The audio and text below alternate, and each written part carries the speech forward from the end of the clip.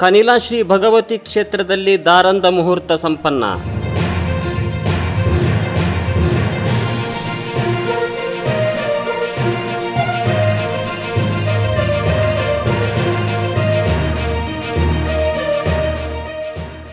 ಜೀರ್ಣೋದ್ಧಾರಗೊಂಡು ನವೀಕರಣ ಕಾರ್ಯಗಳೊಂದಿಗೆ ನಿರ್ಮಾಣಗೊಳ್ಳುತ್ತಿರುವ ಇತಿಹಾಸ ಪ್ರಸಿದ್ಧ ಕನಿಲ ಶ್ರೀ ಭಗವತಿ ಕ್ಷೇತ್ರದಲ್ಲಿ ಶ್ರೀ ಭಗವತಿ ಮಾತೆಯ ದಾರಂದ ಮುಹೂರ್ತ ಕಾರ್ಯಕ್ರಮವು ಇಂದು ನಡೆಯಿತು.